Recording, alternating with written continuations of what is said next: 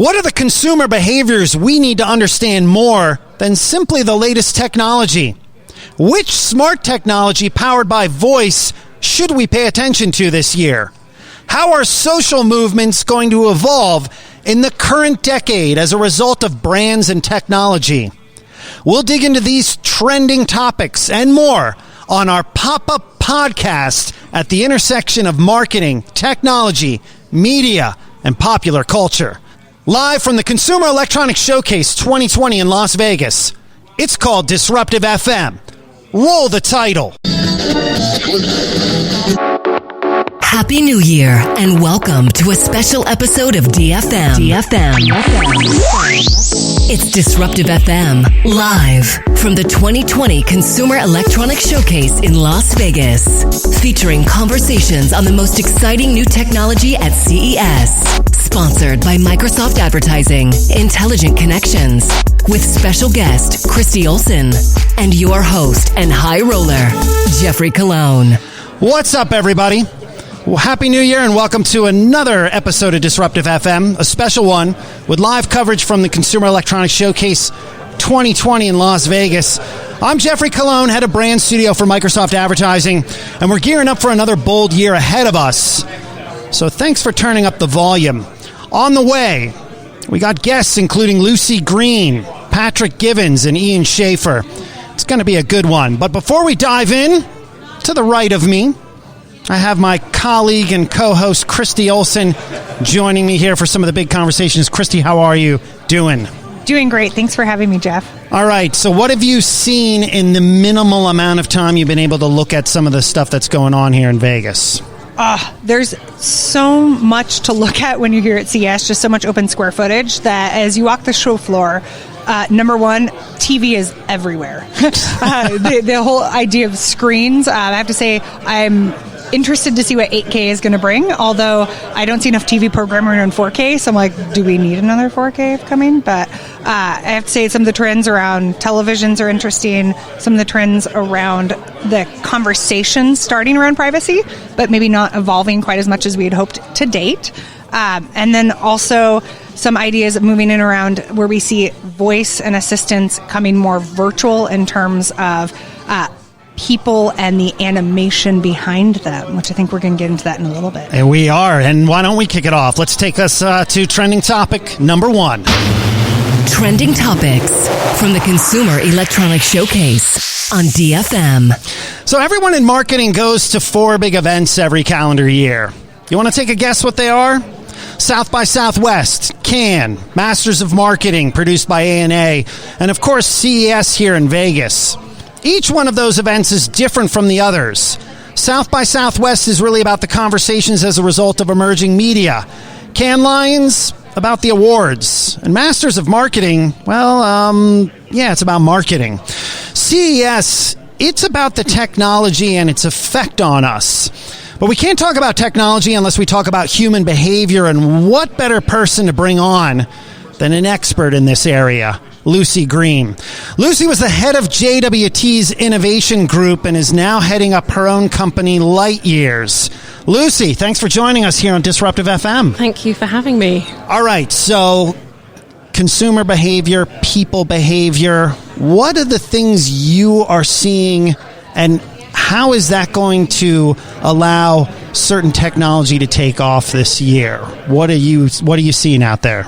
Right, so I have the good fortune to be at CES every year in January. I grace Las Vegas, and but I come at it very much from a consumer perspective, like how people are seeing the world around them, what pain points they're aware of, what their motivations are. And one of the things we've seen really progress and become more and more relevant in the last few years is what I would describe as a climate of anxiety, and consumers really trying to fortify themselves against instability, economic instability, well-being, trying to fortify their bodies, worrying about the environment, worrying about security. And you really see that play out in all the new innovations and devices here, or a substantial number of them.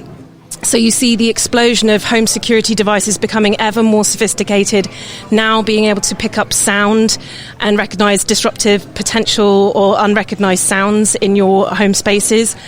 loads of air filters, pollution monitors, stuff like that. Lots of fertility tech, lots of stuff like that. A couple of interesting iterations of that this year. We've seen a sort of emphasis on the I guess the food supply chain and resilient tech, and this idea of being able to grow your own produce in environmentally friendly ways at home. So Samsung has an interesting experiment on that front. But also this idea of immersive devices being used for therapies in new ways. Already we've seen virtual reality being used for PTSD and treating the army, but we're seeing that start to leak into the consumer space and be used to treat anxiety and stuff like that. So generally that idea, that sense of sort of trying to protect against what is an increasingly aggressive world is driving consumer trends, I'd say. Okay, I got to ask you this question. What trend do you see that's just absolutely off the mark, that everyone says, oh, this is going to be really big, and your personal view, maybe some of your research is saying, I don't know about that. That might not really be where people are right now?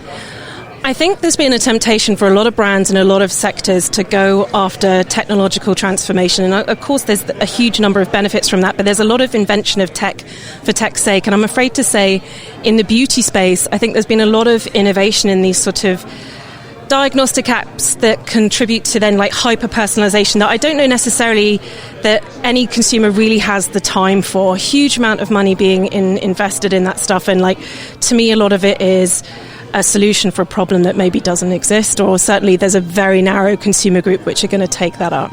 All right, question for Christi and Lucie. Advertising. Why is it here at CES? That's always a question I have. Why do advertisers come to CES? Is consumer behavior so intertwined with technology? I mean, do you mind? Oh, sorry. Go for it. Absolutely. I mean, we've seen this huge renaissance of channel innovation recently, pretty much with the Internet of Things and 5G. Everything, the whole way we interact with the Internet is changing, and everything is becoming an interface for marketing, including sound, including the car, including headphones, and all the intersection and all the convergence of all those mediums. And they're all going to present new opportunities and new challenges to marketers and new ways to sell.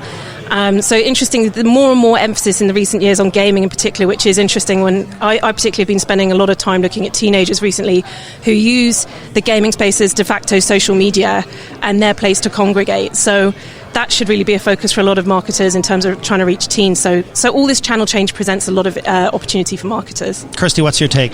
I love what Lucie said, especially as we think about the intersectionality between data and advertising.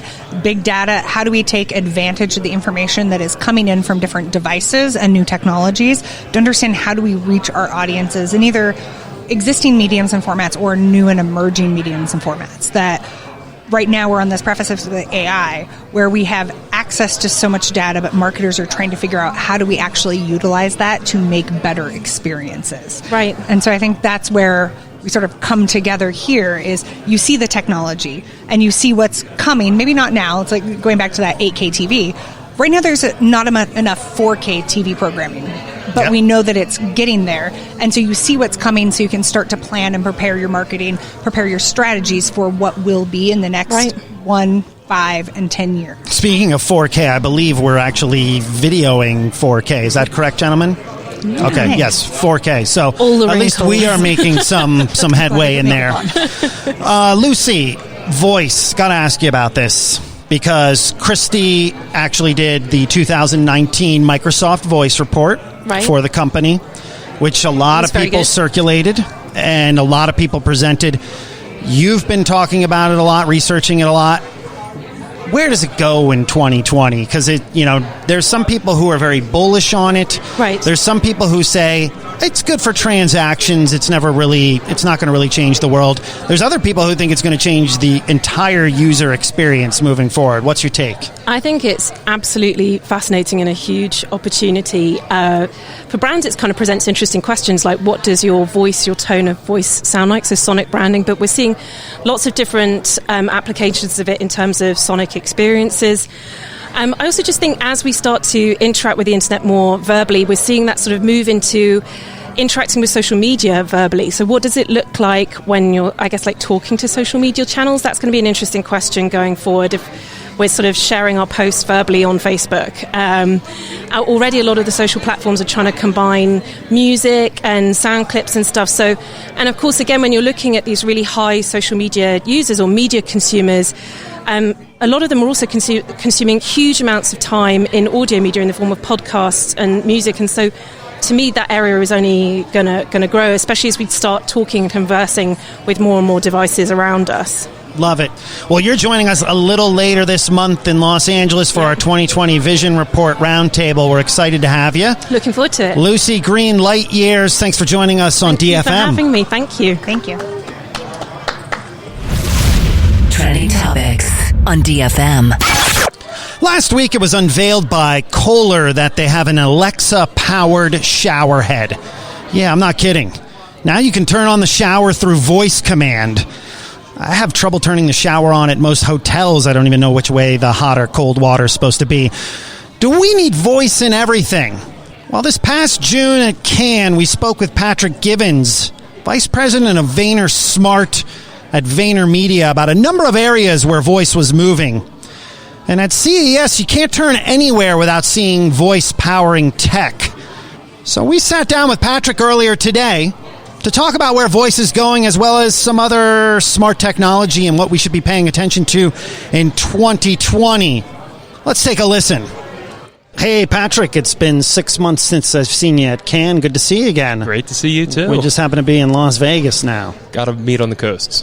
Awesome. So, big question. In the past 6 months, what's some interesting smart technology you've seen out there? Some good things that you've looked at and you're like, wow, that's pretty interesting. Yeah, we're on our side getting really excited about how some of the technologies we've been playing with for a couple of years are actually starting to integrate into the rest of the world around us. It's kind of some of that promise of the IoT and everything connecting actually coming to fruition here. So we're big in the voice space, and one of these things has been the move of voice platforms, be it Google Assistant, Amazon Alexa, and others, out from just the smart speaker that sits on your table or your counter at home, out into the other devices around your home, and then increasingly now on the go, out with you as you're going about your day. I love it. Now, you're bullish like me when it comes to voice. We're using our voices right now. What is interesting that you've seen out there? One thing I've actually seen, and I want your opinion on, is the announcement that I can now pay with my gas at an Exxon pump if I have an Alexa-connected car, I believe this is. Yep. So I don't have to ever take out like a credit card. I don't have to ever do it. I just basically go, I pump my gas. I don't have to put the credit card in. I don't have to put my PIN in. I don't have to put my zip code in. I don't have to ask for a receipt. Where do you see this going in terms of more voice usage? Yeah, so for us, this is, in one way, an early indicator experience, but in another, it's bringing to fruition. I mean, I think Starbucks and Ford debuted, I believe that might have been here at CES 2 or 3 years ago, showing order ahead for Starbucks as you're going in your car. It's not a new idea, and it's really a move that we've seen started in mobile apps, right? It's order ahead and click and collect. But in certain purchases where I don't need a bunch of comparison shopping, I don't need to stand at the counter or sift through the items, I know what I'm getting, and I just want to speed it up. It's transactional, and for those, voice and getting out ahead of it can be much faster. And then for many of our clients, it can actually be really cool to help set up that shopping experience for a better trip. So you think you use the term transactional. So let's say I'm in my car and I need to make a quick list knowing that I have to go to the grocery store. It's easy if I know what those 5 items are. I note what they are. I ask it to be paid for, and then I just go pick it up at the physical store, and it's there. Yeah, it's click and collect. It's what we've been doing in e-commerce already, but now an easier way to do it while driving. Multitasking during that time and making a little more of your time while you're at it for things that are fundamentally just that. They're transactional, right? It's not about a quality of an experience. I'm not there to really dig and compare this or that. I want these 3 or 4 things. They're kind of commoditized, or it's a brand that I already know I prefer, and I'm going to go in and pick it up. This is just saving me a little time. Really interesting for us in that space. I think more broadly, we look at voice. It's a combination of a lot of things, right? It's a new interface. So sometimes there's a voice experience where the point is speed, efficiency. It's supposed to just work better, faster, and get me the information or the command control that I need and make it super accessible, super easy, and quick. we're seeing that more and more with the integration of more devices around us. But then there's another side to voice where it's meant to be experiential. It's more about dive in, spend a little time here, navigate a conversation or an entertainment experience. And for that, too, we're getting way better quality of experience design. Yeah, really, it's every month now we're seeing new things come out that are a lot of fun to play with, as well as those that are, maybe it's not about fun, but they're just efficient. They work well. Yeah, there's a narrative in every year since we're at the, we've crossed into a new calendar year. It's 2020. Yeah. A lot of discussion around trust, which is not a new concept. It's actually a concept that's probably existed since the beginning of human civilization. But how important is this when we are actually speaking to devices in terms of a lot of that data collection? How do we trust a lot of these companies with that information? And then second, how do we continue to make sure we have discussions around the ethics of this technology that, might be making our lives a little bit easier, but, may leave some questions hanging out there? Yeah, right. So in answer to the first question, how important it is, it's the most critical thing in terms of being able to work from all sides of this industry to establish this trust and to merit it, to be worth trusting, right? So there's a huge impetus on the platform side, whether that's your Facebook, Amazon, Google. Every time there's a breach of trust, I as a user, take away my marketing hat, I as a user am less inclined to go try that new thing, I may be less inclined to use the core functionality that I've always gone to it for. I'm definitely less inclined to invite it into my life in new places and try out the new stuff. So building that trust is critical. Every time there's a breach, and it's way too often for us today, that's undermining the entire space that we're operating in today. And then from my lens as a marketer and the brands that we're representing, if I'm going to invite an exchange with a customer into a new channel and I can't count on that not being, there's so many stakeholders. There's the user and there's the platform, but then there's the brands, there's the developers along the way. How are all of us operating appropriately, and how do we build some consensus around what's appropriate? That's where your second part of your question there, what it means to ensure that there's kind of ethical consideration along the way here.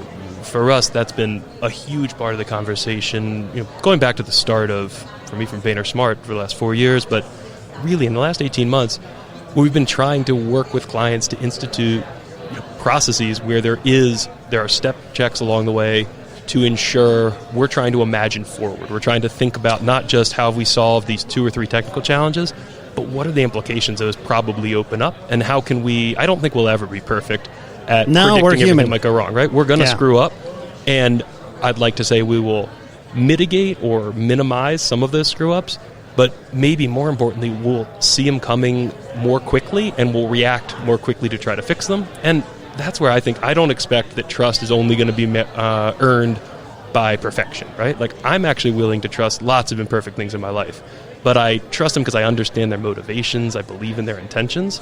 As a tech community, I think we got to do the same thing. Love it. Patrick, always a pleasure to have you on the show. Thanks for stopping by here with us on Disruptive FM at CES. Super fun. Thanks. Trending topics from CES 2020 on Disruptive FM. That was Patrick Givens, VP of VaynerSmart at VaynerMedia, who sat down with us earlier today to discuss all the smart voice-driven technology we'll see at CES this year and how much more to look forward to in 2020. Now, Christi, last year you worked on that 2019 voice report. I keep bringing it up, but what in that report do you think is going to carry over into 2020 that our listeners should know about? So much of the report is still relevant today. So as we think about voice, and even as Kevin and you mentioned, the fact that we're seeing a proliferation of voice-enabled devices. Showerhead?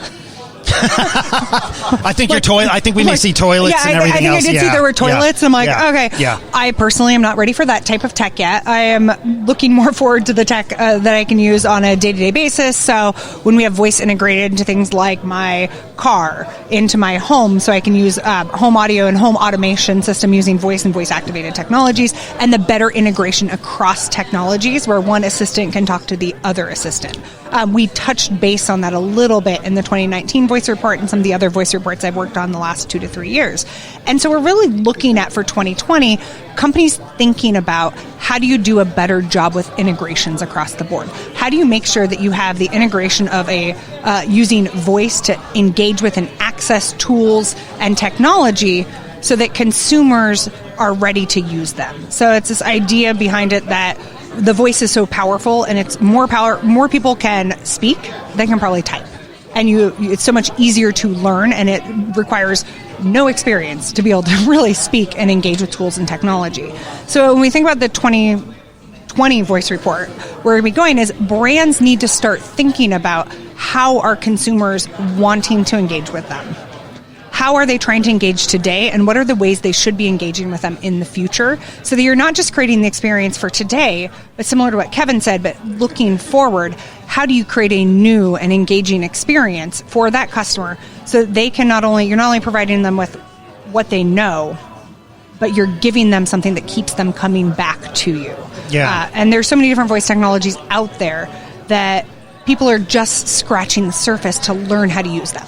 I have to say, I finally saw my parents using an Alexa device, and they were just like, wow, this is amazing. I'm like, great. We have boomer generation that might not have been engaged as much in the past, but now people of all ages, of all backgrounds are starting to utilize the technology. They're starting to see the power of using that technology. As marketers, how do we make sure that people are aware of the different ways you can engage? So one of the jobs is discoverability, usability, and then interfaces and interactions, so that we are explaining to our customers, here's what it is, here's how you use it. Yeah, I think we're still scratching the surface. I think it's still early on, so it'll be interesting to see where this goes. Trending topics from CES 2020 on Disruptive FM. Consumers, employees, and business leaders are no longer making their decisions based solely upon products and benefits. They're evaluating sustainability, purpose, and impact, and what companies they transact with say, stand for, and do. Businesses must now adapt to this new normal. Leading this discussion is Ian Schafer. Ian is well known for starting the innovative agency Deep Focus back in the late 2000s, which he built into an incredible shop.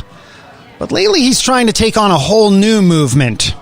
Kindred 2020 is America's most important event for a sustainable, purpose-led business transformation, where over 2,000 corporate, nonprofit, and cultural leaders gather to take action, transform, and grow their businesses and relationships for a world that is demanding more responsibility and accountability. As sustainability and purpose becomes a top priority for businesses, the number of organizational stakeholders is growing. Kindred 2020 is the only event that brings them all together. It's May the 11th through the 14th at the San Diego Convention Center, and we were lucky to sit down with Ian at the Aria yesterday for a chat and a deep and focused conversation. Let's take a listen. We're here with Ian Schafer, CEO and co-founder of Kindred. Ian, great to have you here. It's great to be here, Jeff. All right, so for years you ran the agency Deep Focus. That's how we know each other. Did a lot of really great and interesting work there. And then this past year, I find that you're starting this company that is holding this big event in San Diego in May, all around social movements, social good. Explain a little bit about this concept, why you're doing it. Yeah, I mean, I think one thing that I learned in working with lots of different companies, which is what drew me to, I guess, agency life in the first place, not being able to pay attention to any one thing for too long, was that all of these companies had these, huge resources, right? And they were creating very large footprints, whether that's a carbon footprint or whether that's a physical footprint, right? And every little decision that these companies could make could have a multiplier effect on everything.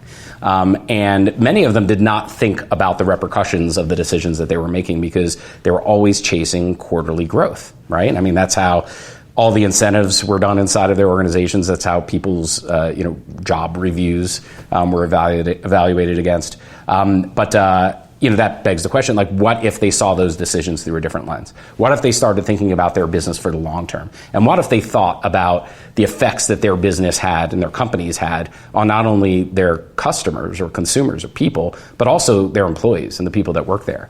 And as kind of the the vibe started changing globally on everything from the climate crisis, right, to socioeconomic inequality, to lack of access to nutrition in certain areas, to the removal of voting rights, right? In some cases, like people started to trust companies and what they can do more than they trust the government. So what if you could enable and educate companies to make more of the right decisions? And then what if you could make all the nonprofits better at working with those companies as their relationships moved away from things that are more philanthropic and check writing to actually partnerships? And then what if you got culture along for the ride? Like what if all the people that were so quick to cancel those companies on Twitter for the wrong decisions actually rooted for them to succeed because they were making more of the right ones?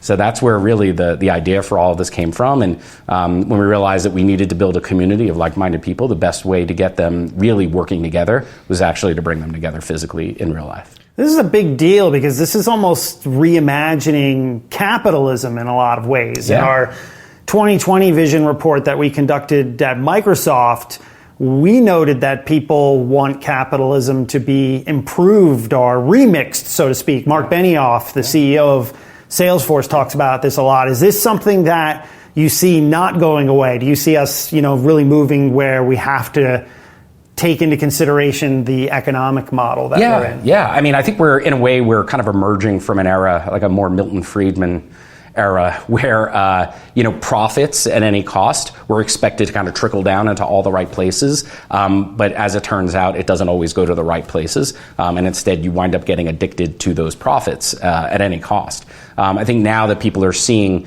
just how quickly their actions can lead to a reaction, and maybe social media had something to do with that, right? I think people are getting more aware of what, even as an individual, what your little decisions can make. When you see a video of a sea turtle with a straw like stuck up its nose, right? All of a sudden, like 2 weeks later, right? It's hard to get a plastic straw anywhere. And people would complain about that for a while until it becomes normal. And I think what we've seen throughout history, and it's funny, I was thinking about this actually last night watching the Golden Globes, when they were saluting Ellen DeGeneres, right? And when you think about the role that she played in normalizing gay marriage, right? When people start seeing this stuff as normal as opposed to an outlier, it starts to sink in, right? And it thus becomes normal. And so again, I'm trying to just normalize this kind of behavior, not in just popular culture, but corporate culture too, which is oftentimes maybe even more predictable. So let's just make the rational argument for it. And I think, like you said, like more and more companies are doing the math.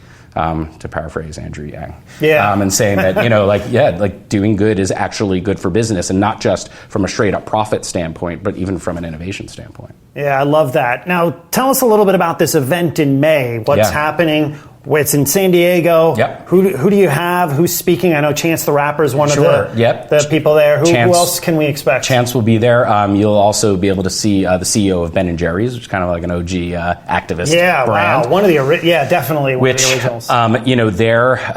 Their entire marketing platform this year is around restorative justice, right? Especially in the context of the rapid legalization of marijuana throughout the United States, and understanding that the people that are getting most wealthy off of that are not the people who created that culture in the first place. That's right. In fact, those people are in jail. They're in jail. Yeah. So now you're starting to see the results of all of their work, and with a lot of other nonprofits and lots of other folks, including like the Reform Alliance with Jay-Z and Meek Mill, right? But you'll be able to see CEO Ben & Jerry's there, the heads of corporate social responsibility of companies from like L'Oreal and Unilever, as well as nonprofit leaders like the CEO of St. Jude, Planned Parenthood. I mean, it's just really this, what on paper might look like an eclectic bunch, but you realize they have so much more in common. And that one thing that they have in common, which is different about this event that we're creating, that which is different than, say, like a typical industry event, it's not vertical, right? It's horizontal. It stretches across industries, not just business and nonprofits, but all different kinds of business. So you could be a decision maker in the supply chain, or you can be an HR leader, or you can be a CEO. But odds are you're thinking about the same things and having some of the same conversations, and you're all part of the machine that, when retuned or reconfigured, can work together to make the world a better place. And so you'll be able to see all of those people there, including we're bringing over 300 what I'll call like influencers and creators to that event. And it includes Chance, but also includes folks that people are very familiar with on platforms like YouTube and TikTok and Instagram and Snapchat. Now, we've seen a lot of activism internally at companies, and some of those companies actually responding saying like, hey, keep it quiet. Some of those companies, we won't name them on this podcast or show, firing those people. What's one thing that you would say to someone who comes to you and says, hey, we're trying to create, a groundswell of a social movement within our company? Ian, what do you suggest we do? What's like the one thing you would tell them? Yeah, I would draw a parallel to recent memory, right? Which is, and you're very familiar with this because you wrote a great book about it, which is disruption, right? And I think technology, digital, all that stuff, the internet, disrupted a lot of companies, starting 15 years ago, right, 20 years ago. And there was a fear, an innate fear, that if they didn't revolutionize the way they did business in every aspect, they would not be as competitive in the future, or worse, not be around, right? And so I look at this whole movement towards doing business with purpose as the next phase of disruption. Because back, if you look back and you realize it wasn't actually about the technology, it was about like human-centric design, right? Whether that's designing an organization around its people or designing products for people, purpose is the same thing. It's just maybe less binary. So sooner or later, if you don't play offense and go after purpose, that purpose is going to find you, and it may not be on your terms. So companies, should be taking a stand around the things that are true to their mission and who they are as organizations. They don't have to look that hard to find it. They only need to really look at the people that work there and get a better understanding of what they feel passionately about. Because if you look at all the studies, and not just millennials, that's a tired word, but also like Gen Z and even Gen Alpha, right? Like the generations that are coming up behind them and are in the workforce now. They value their company's values higher than they even value how much they get paid. And maybe that's a factor of a good job market, I don't know, but they're placing different priorities on what they get out of working at a company. And I think when companies realize that, it's getting really competitive for talent out there, they tend to make the right decisions. Great. Love to hear this. Ian Schafer, CEO and co-founder of Kindred. Thanks for joining us here. Thank you so much for having me. Appreciate it. You're listening to Disruptive FM with Jeffrey Colon. Now, here comes the music. Here comes the music. Here comes the music. Here comes the music. It's Disruptive FM, the culture of business. I'm Jeffrey Colon. Thanks for being here. We would love to connect with you. You can follow us on Twitter and Instagram at DisruptiveFM, and connect with me personally on Twitter and Instagram at DJGeoffe. Big shout out to our sponsor, Microsoft Advertising, Intelligent Connections. Create smarter customer journeys in the era of customer-centric marketing. Learn more at microsoftadvertising.ai or follow them on Twitter at MSFT Advertising. In the background, music from Chevals. It's a track called Saturn. Out now on Tropical Disco Records.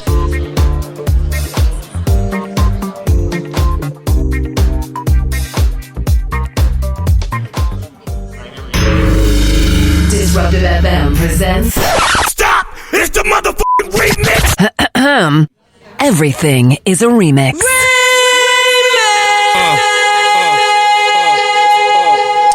This morning I sat on a panel hosted by Publicis that spoke about trust. How interesting that one of the examples was how no one trusted digital advertising, and as a result the industry was less trusted. But this harkens back to the 1970s when TV advertising wasn't trusted and the FCC required some brands to rerun ads explaining the untruths they were spewing. So trust being a new narrative, it's been the narrative since the beginning of human communication, because everything is a remix. Now let's take a look at a few things we're seeing out on the horizon. It's a segment we call On the Radar. Here's what's on our radar. Number 1. In a world where technology is advancing for everyone, employers are looking to stay ahead of the curve by implementing new strategies to find the best workers. Here's just a list of some methods companies are using that could render resumes and traditional resumes obsolete. Artificial intelligence to craft personality profiles. Scores for specific skills. Virtual reality to test performance. and some quizzes to evaluate how your body reacts to situations. Christi Olson, you're up on this AI stuff. Is this going to really take off in the workforce, or is this just some way that someone's getting clickbait on an article? Oh, I would like to say clickbait, but I might be wrong. I don't know. That some of them are a little bit out there. But I do have to say, when we look at AI, there are some really interesting things we're seeing here at CES.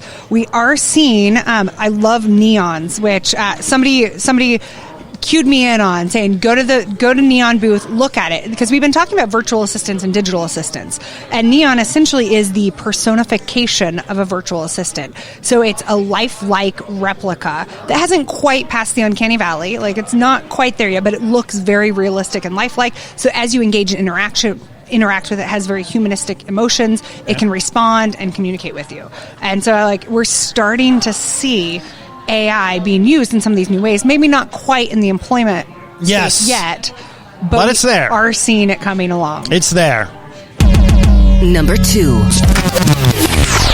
Job seeking is near its peak during January as people look for their next career steps. Several analyses, including LinkedIn's Emerging Jobs and U.S. News 100 Best Jobs, point to the tech industry as one of the most promising for job seekers. People who work in engineering and data are especially in demand. Those who excel in people skills, what we call sometimes soft skills, they're not out of luck either, though. Human-based skills are in need, thanks in part to the tech industry demand. Christi Olson, what soft skills are important for people to pay attention to in 2020? Empathy.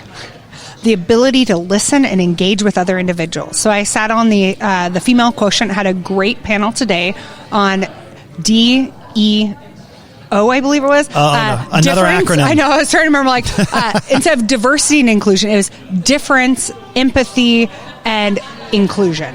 So understanding how do we create more inclusive products, how do we actually go back and do a better job listening and understanding the needs of our customers in order to create products and create experiences that meet our consumers and our customers' needs. And so as we think about how do we as professionals, what do we add to it? It's that empathy factor of understanding, listening, and putting that into what we do. Awesome. Empathy. Number 3. There are several new streaming platforms coming online this year, including Quibi, which is focused on short-form content and will deliver a keynote this week at CES, and NBC Universal's Peacock, also getting keynote time at the show. That adds to existing services from Netflix, Apple, Amazon, Hulu, ESPN, HBO, Disney, many others. Consumers have an abundance of choice now, and in the industry, there's an abundance of competition as a result of that choice. The mosaic of content we currently manage is about to get more granular. I also think we're going to start seeing more ads on these services. U.S. consumer spending on streaming services, it's expected to reach more than $20 billion by 2023. That's up $16 billion from 2020 based on CTA research. Christi Olson, ads coming to streaming platforms, or will it be ad-free? Coming to streaming platforms, and expect to have different levels of potential subscription engagements for the level of ads you see or don't see. You heard it here first. Okay, that's going to do it for DFM. Special episode from CES, and our first episode for the new year. Big thanks to my co-host, Christi Olson. Also, special thanks to all of our guests, Lucie Greene, Patrick Givens, and Ian Schafer. Next week, we got a long overdue interview with Sonny Bonnell and Ashley Hansberger, author of one of my favorite books from 2019. It's called Rare Breed. Also, check out a special episode of DFM with myself and my colleague, Aya Kikamova, where we look at the trends you need to know for the 2020 decade. It's called 2020 Vision. As always, thanks for your time and attention. You can find us on all the podcast platforms, Apple Podcasts, Google Podcasts, Spotify, and Pandora. And if you want to use your voice, simply say, Alexa, play Disruptive FM podcast on Apple Podcasts.